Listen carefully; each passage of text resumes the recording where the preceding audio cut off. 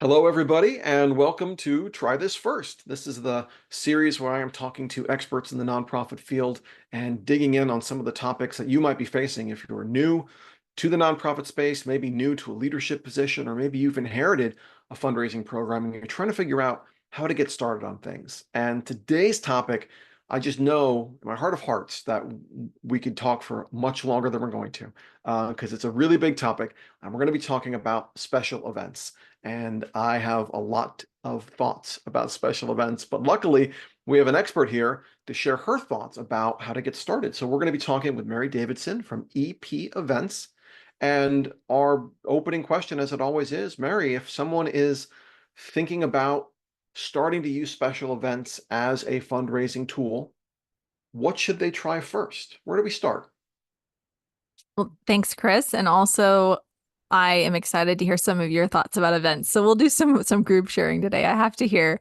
But yeah, to start off, I will answer your question, but just to caveat it from the very beginning is like anybody who's watching this, if you are working with a nonprofit or you're in a nonprofit, I just want you to think about like what emotions evoke when you are thinking about fundraising events and this topic, because I think maybe many nonprofit professionals are going to feel like tired or overwhelmed just thinking about it.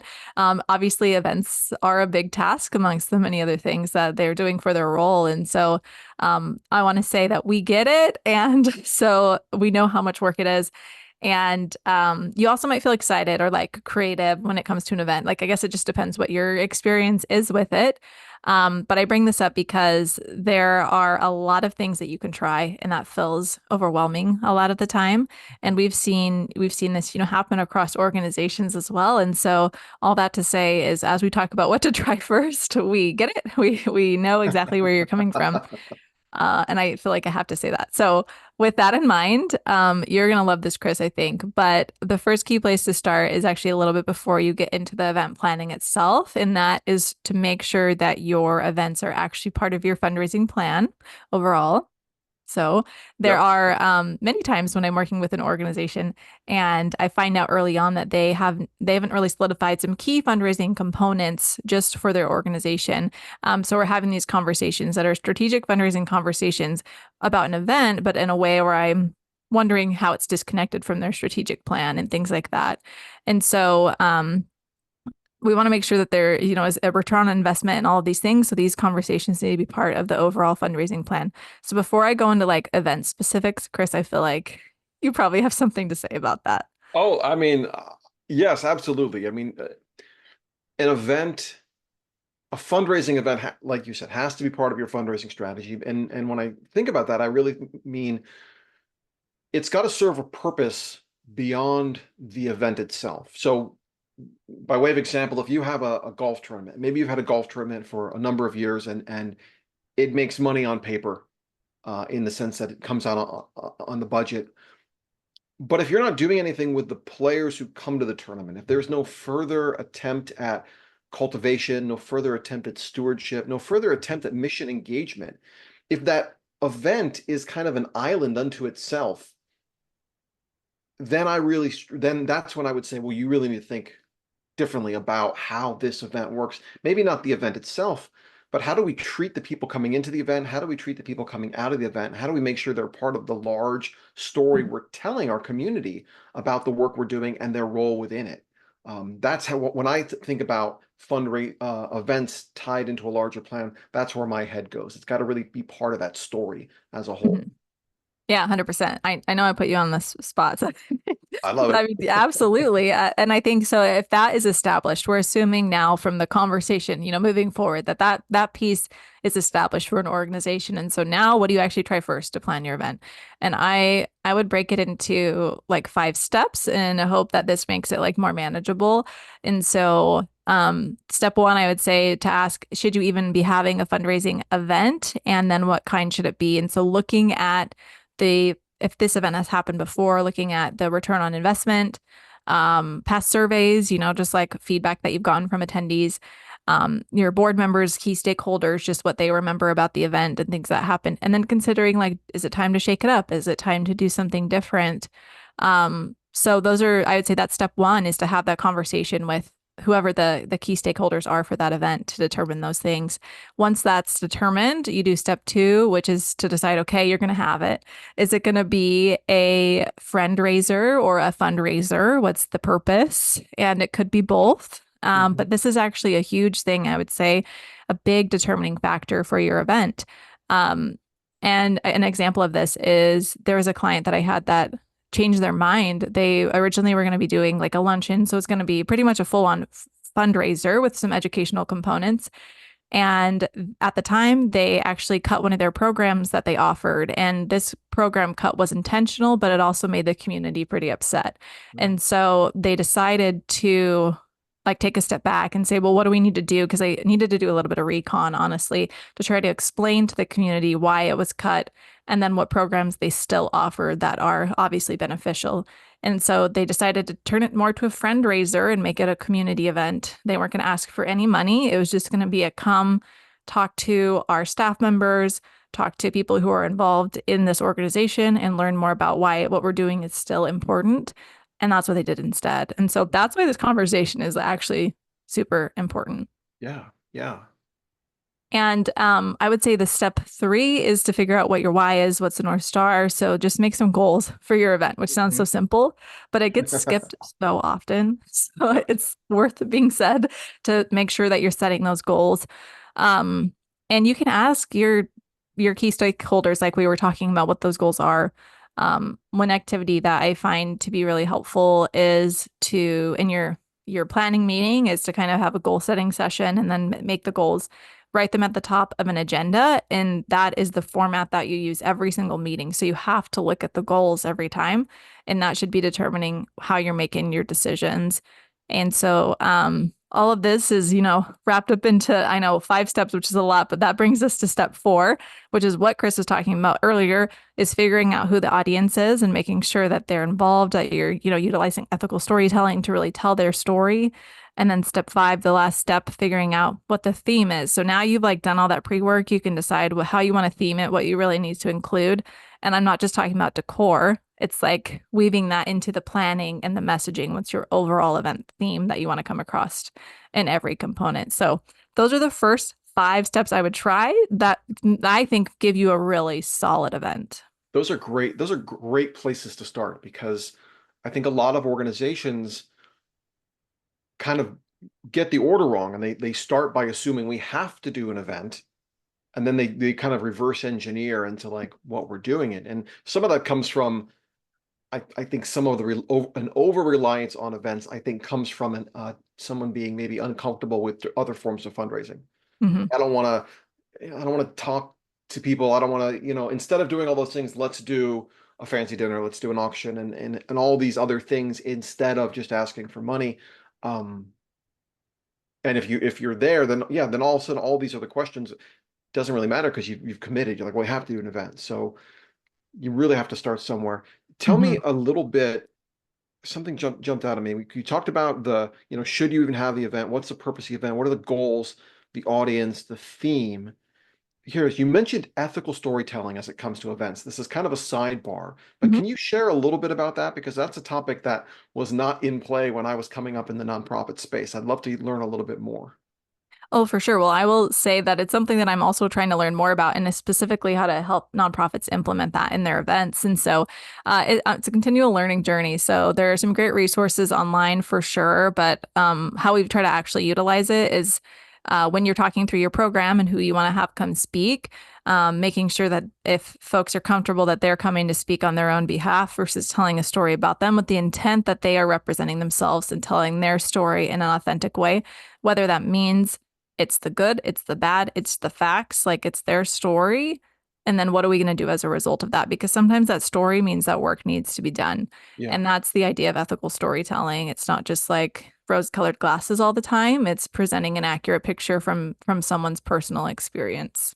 that's super important. It's also not only is it not rose-colored glasses, but from my understanding too, it's also not defining people by a bad day they've had or the worst Mhm. thing that's happened to them. They are not defined Right. by a tragedy they have survived. We need to really be pitching, talking to people as people. That's really important. And one more thing I want to touch on when we talk about theme and even purpose of an event, and I don't know how to capture this, but how do you help a nonprofit make sure that an event kind of matches their culture? Like, I've seen a lot of organizations that are real grassroots, real kind of roll up your sleeves organizations, and they kind of jump in with both feet and say, okay, we're going to do a super fancy black tie gala. And part of me always thinks like, is that really kind of like who you are? Mhm. So how can you help people, help organizations get that, find that alignment?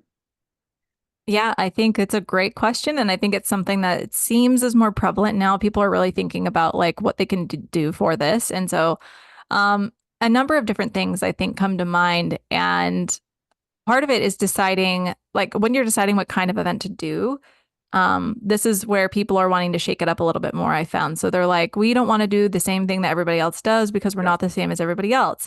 And so that's just a very initial conversation of like, okay, so how are we going to shake up your event? And they shake it up in a way where it's like, we're only doing like a cocktail hour, heavy hors d'oeuvres, and a story and an ask. So we're taking out everything else because the other stuff just really doesn't resonate with us. And I'm like, Hmm. okay, so what it seems is it's becoming really honestly much more like mission centric.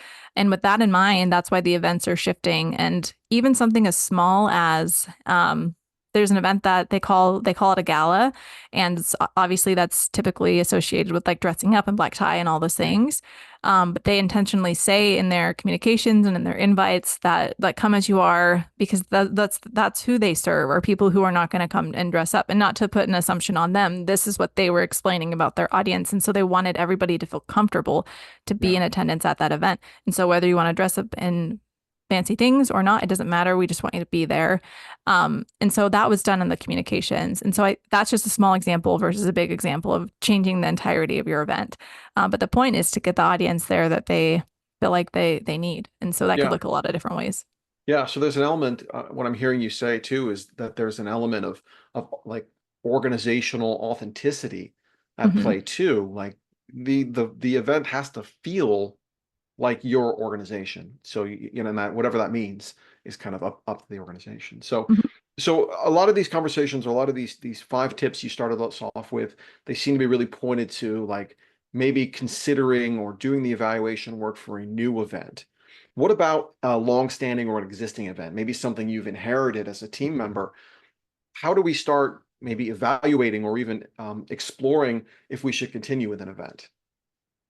I think that this is a really tough conversation for people to have. It's a hard thing to really come to terms with, I would say, because it's probably hard to decide whether to keep an event going or Hmm. even to start one for the first time. Like regardless of that shift in an event is a challenging decision. Um, so I guess some examples, like before I started my business, I was working for an organization that hired me because they changed their long-term event. They got rid of it. And it was something that was super well known in the community. It had a ton of brand recognition. And so it was a really hard decision, my understanding. And but the issue was that the return on investment wasn't good. And so that's why they were trying to do something different. And so I was there during that transition time and saw how much pushback they got from the community, from people on the board. Like lots of Hmm. people, like it took years for them to get on board with the shift, to be honest. Wow. So it's hard. Yeah. Um, and then I also just had a client postpone their annual fall event to next year because they just didn't have like the board and staff support for the event. And so like the events are getting postponed, they're getting canceled, or they're still going, but to the point of like this is a long-standing event, things are just it's hard. Um, Traditional galas, I'd say, have probably been the most challenged in this way, especially the last couple of years.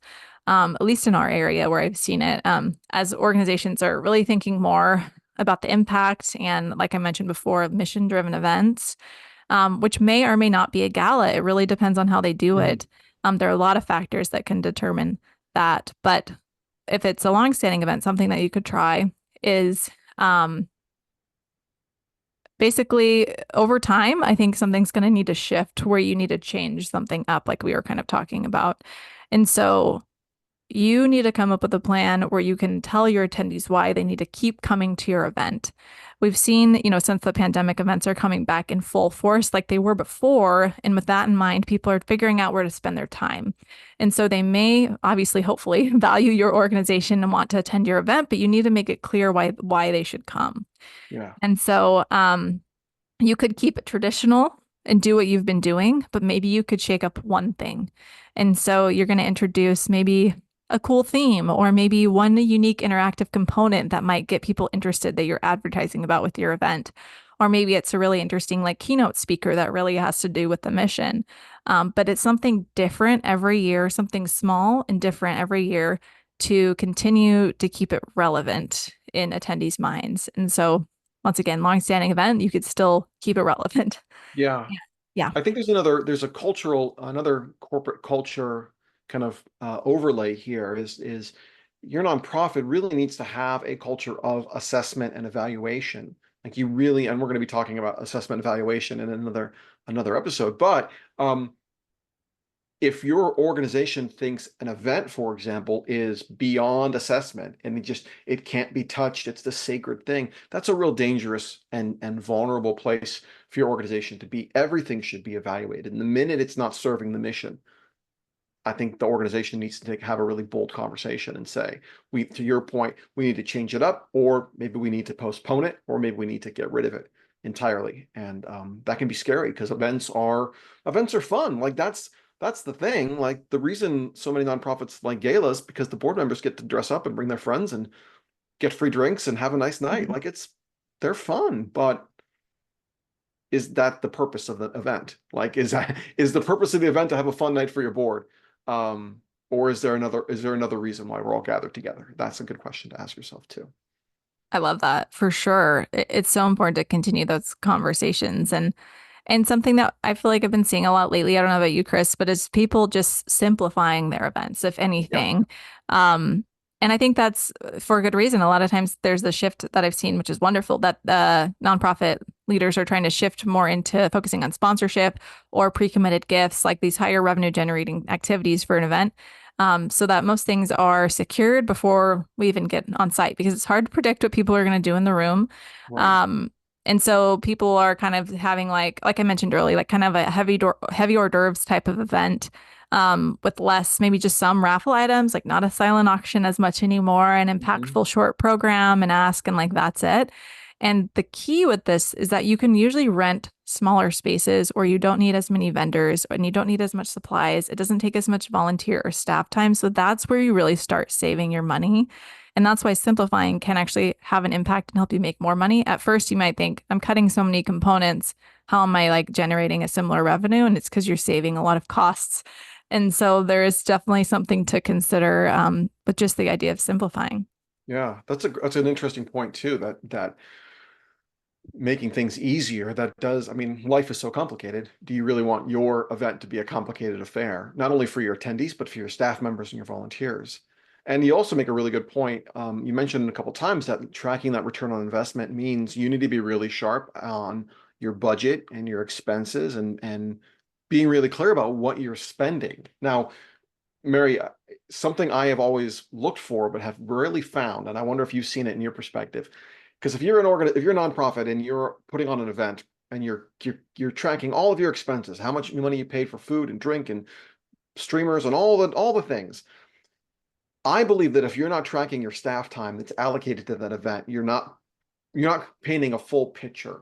Because if you've got a director of development that's spending 40, 50, 60, 70 hours on this event, that's money that's being spent for the event. I believe that should be counted as expense. There's also an opportunity cost to consider where she's not able to, your director of development is not able to be calling donors because she's working on event work. How have you seen accounting or budgeting work in some of these events? I'm so glad you asked this. I'm passionate about staff time because also it never, like, I don't know that I've ever actually seen a budget where they have accounted for it. And I bring it up. So, no, I mean, it just doesn't. But that's because the number is going to tank their ROI. And Yeah. so it's not Yeah, included. it's gonna make for a Yeah. really hard Yeah. conversation. But I think that's Yeah. another element of evaluating your existing events. Mhm. Like if you're making 20K, 30K, 40K on an event, but your staff is going, working weekends, burning hours. And in my experience, usually after I do an event or I've done an event in the past, I would plan for my team to be sick in the week afterwards. I know my immune system was shot and I Mhm. would come back after a big event and like that next week I would just be not super productive because I'm feeling sick and I'm feeling low and the rest of the team is. So all those things I think need to be factored into your assessment. Is this event really serving what we do? And maybe it is. Maybe you decide, yeah, we're going to take it and we're going to throttle down for a week or two after the event and then throttle back up after. That's fine, but kind of Mhm. going in eyes open. I think a lot of people are fooled that events are like, oh, it's an easy, just do an event, like so easy, just do an event. People will show up out of the blue and they'll be generous. And Mhm. I think there's a lot more work to it than Oh, 100%. I'm glad you said that. Absolutely. that.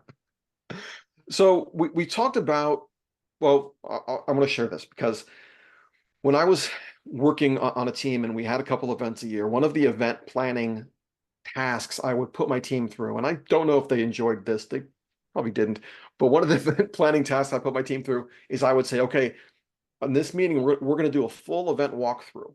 And I would say, I am going to be the attendee at the event. I'm going to be the guest. And we would just talk this scenario through of like, okay, I get to the venue. How do I know where to go? And someone would say, okay, we're gonna have a sign in the lobby and a sign off the lobby, and we're gonna have a volunteer here and here. And we would walk through every aspect of the event to make sure we had at least a plan of like how we're going to move people in, how we get them there, how do we get them out. Because in my experience, and want to hear your opinion as well, in my experience, it can be those little details that can really sink an event. And I don't think oftentimes nonprofits are looking at big things. So they think like we got to make sure the CEO's speech is, perfect and buttoned up perfectly. When in reality, if the check-in process is slow or the parking is confusing, that can really skew a donor's or potential donor's perspective of the event even more than anything the CEO says. How have you seen that manifest in your work?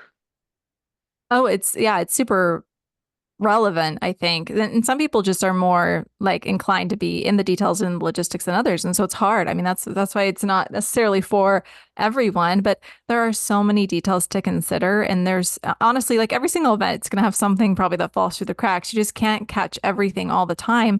But I love the idea of, doing that walkthrough, like you said, because that's where you're going to catch a lot of things. But yeah, it's just really thinking about what it actually takes to do something. Mhm. There's lots of ideas, and I think that's wonderful. We need ideas, but we really need to talk about, okay, here's the idea, but what's it going to take to actually do it? And just today, I was having a conversation about like heads or tails, which is like a popular way to raise funds during an event. And there was a comment that was like, it doesn't take or cost you anything to do heads or tails. And I'm like, that's not entirely true because typically there's a prize. Typically there's like a system on like you ahead of time or putting your bid number down because you're going to sign up to participate or you need to do a participation thing like in the room. So there are some Mhm. logistics to figure out how's it actually going to work, who's allowed to participate. So I'm not saying it's hard, but there's just things to consider. And Yeah, that's, I and think, kind of what you're describing. Yeah. absolutely. And in that example, it's also time. You only have so much time in a given event. So you have to be really careful. Well, how are we using this 15-minute block? And if we're using it for heads and tails thing, that's great. But what's the opportunity cost? What aren't we doing? So Mhm. yeah, there's no such thing as a free a free Yeah. event Yeah. feature. Um, what are some of the things like I know this is a really broad question, but what are some of the elements that you've seen really successful events share? Like, what are some of the common themes that pop up when you reflect on some of the really successful events that you've worked on? From the beginning, well, I think a lot of it does come from the beginning, so that's why I always focus so much time there. But like to have folks who are passionate about the success of an event. They're not just doing it because they have to. So if we have, members of the organization or the board or whoever like on board with the idea of the event, it just is way more successful versus, pulling teeth honestly is a situation that we get in a lot, which is then I just I wonder like, well, why are you all doing this event? Because like we're more excited about it than you are, and this is your organization. So that from the beginning, honestly, it's game changing. That's where I can see a really big difference from the beginning. We kind of know what we're getting into or not. Um, so that's one thing. And then when you actually get into the event itself, oof, it's hard to say. I think that there are a lot. Um, being able to, I think I mentioned this before, but truly being able to be willing to shift away from tradition is something as well. Not saying you have to, but it's this the willingness to kind of shift with how events are changing. One thing that I love is I'm super passionate about the event industry, not just the fundraising industry. And events in general have a lot of change and shift going on. And to be able to apply that to a fundraising event, I think is amazing and will make your event even better. That's why, like, truly shorter content is where it's at now. People don't have the same attention span. So being really impactful with the time that you're taking from people, like, that's a good thing. That's a thing that we can Yeah, take into any event. And so seeing people who are on board with that is something that I think really aids in the success overall. that's very interesting. I'd always I felt that too about, shorter content, but to hear it from you, that's really important because I think another challenge when you're thinking about event, and this goes back to your early those initial steps, really thinking about that audience and keeping that audience in mind through the process, especially when you're talking about the program portion of the event, is you're not speaking for you, you're speaking for them. Like it has to be something that appeals to your audience. And I've seen nonprofit events where the first five speakers are the chair of the board, then the chair of the event committee, then then another staff member. And it becomes really evident that those speakers are there for themselves or for each other. And it's not necessarily what the audience might not know who the board chair is or might not really care. Like that might not be a real mover for them. So keeping that audience focus in mind, I think is a really interesting and important factor to keep when you're planning. Yeah, absolutely. I think that's a great call out to make. And I think that does fall back a little bit to tradition, like we were talking about, because that's a very standard thing to do. But to Mm, take a moment to ask why is great. yeah, love that. Okay, we're getting close to the end. And so this is going to be, I'm going to call this my self-serving question. And it's a self-serving question because asking one consultant, having a consultant ask a consultant why consultants are important does seem very self-serving. But I had this conversation with James Plord, and we were talking about the importance of a consultant in a capital campaign. Tell me, why should someone work with an outside event expert like yourself? What's the benefit as opposed to just having, I've got a director of development. She's really sharp. I'm sure she can do I mean, I'm biased, obviously, answering it. this Yeah, me question, right? too. So I'll admit that at the start. Um, where it seems like we make an impact is allowing organizations to focus on the relationships so we can focus on the logistics. I think like that's the easiest way I can summarize it. We often actually get asked to do procurement and things like that, and that's like against our policy. We don't do anything that has to do with relationship building because we could or could not be there the next year. And so we want them to, focus as much as they can on those key relationship building components and getting, engaging their donors and all of those things. And then we'll take what vendors you should get. We'll work with the venue, we'll take all of that. And all of that is the stuff that takes a lot of time. And so does, don't get me wrong, getting pre-committed gifts, that all takes time as well. Yeah, But you can't do it all. And so if you could spend your time securing vendors or trying to secure a match, like which one is going to be a better return on your investment. And so I think if you really sit down and think about it that way, if an organization doesn't have the capacity to do everything, that is a great reason to be able to work with a consultant. And if the organization can stay true to how they should be spending their time, then it's very likely that they will make more money because they have time to secure those things.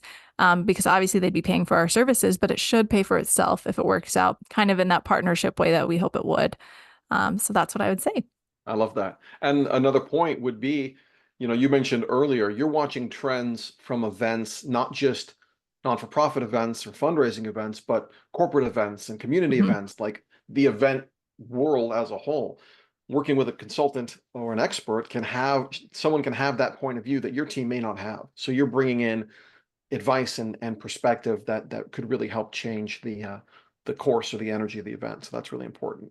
Yeah. And if I could say too, there's also this lovely partnership amongst like consultants ourselves, right? Because we've talked about this, like even working together. So like we can help make the event better because we can talk to people like Chris who kind of have a different and bigger perspective on fundraising as a whole. And that also is something that's really valuable. So we can support each other, which then helps us support our clients even better. And so I think it's twofold there as well. Love that. We've on a lot of these conversations we've recorded, the idea of relationship building has come up Obviously, it is a core tenet of fundraising, and we heard it here today too, talking about um, talking about special events, that it takes relationship building to even get to the point where you've got those pre-committed gifts, where you're getting your sponsors, you're engaging your audience even before the event, and it's relationship building during the event. You need to be using that time with your donors or with your prospective donors to be building and strengthening those relationships. And I would tell my teams back when I was running fundraising shops that the most important day, my experience, the most important day in the life cycle of an event is the day after the event, Mm. because that's the day you're going to be the most tired. If you're like me, you probably had a bunch of random event stuff in your trunk and you need to figure out what to do with it. But that's the time to be making those thank you calls and sending those thank you notes and really capitalizing on that follow-up that you've had. I mean, that's a real prime time. And if you don't build that into your schedule, it's a real missed opportunity. In fact, I had a habit once after we did a fundraising breakfast at Habitat for Humanity of Orange County, and I would block time on my CEO's calendar a couple hours after the breakfast and say, this is going to be for thank you calls. And it would be up to me to make sure I had the names and the numbers and who she was going to call. But we held that time, and that was put on her calendar the same day that the breakfast was. We're like, okay, breakfast is from X to Y, and then here's the thank you. Really holding that time to do donor stewardship, absolutely critical, because again, it's all about relationships. 100%. Post-event stewardship falls on the wayside all the time, and I get it. It's everything you said. Very tiring, but so important. So thanks for calling that out. Yeah, we would call it the event hangover, That's true. where you just feel awful and you just don't Mhm. want to do anything, but you gotta muscle through. So we're close to the time I like to give for these, but Mary, tell us a little bit about EP events and yourself and where people can find you.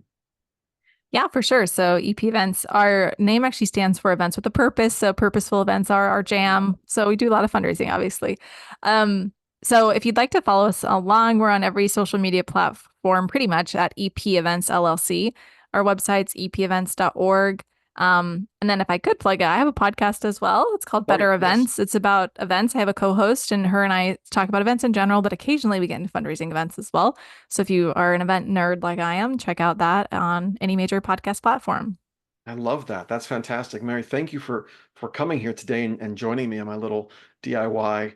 I don't know if I want to call it a podcast yet because I'm only going to do 10 of them to start with. So we'll just call it a series for A now. series. Um, but to recap, if you're new to the job, if you're new to the role, you're thinking about an event, someone has told you got to do a fundraising event, really reflect on the steps that Mary laid out for us today, that we want to be looking at.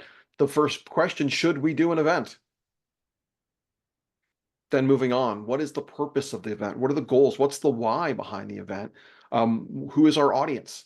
And get really specific, because if your answer is everybody, that's not an answer. And then what's the theme? What are we actually going to do? And really think about those steps before you start booking a room or doing any of that stuff. Have that conversation, get that buy-in, and really find those people in your community that are going to be passionate about this event with you. It might not be having a 15-person event planning committee. That might not be the best thing you want, especially if all 15 are going to have varying levels of engagement. Maybe you really want to find those champions who are going to really help you. And again, make sure this event is in service of your fundraising goals, your fundraising operations, and the mission of the organization. It's got to feel authentic and it's got to serve the mission, or else you're just throwing a party. And there's nothing wrong with throwing parties, but in the nonprofit space, we've got kind of a higher calling. I think sometimes we got to do some other stuff. So, Mary, any other words of wisdom we should share about the event world? I think that we covered it. Just keep going strong if you're planning an event right now. Obviously, we know it's like we said, a lot of work, but it could also be a huge reward as well. So just keep up the good work. Love it. I love that so much. Okay. Thank you everyone for watching. We'll have some more Try This First coming down the road. But thanks again to Mary, and thanks for you for being a part of this. And we'll see you soon. Bye, everybody.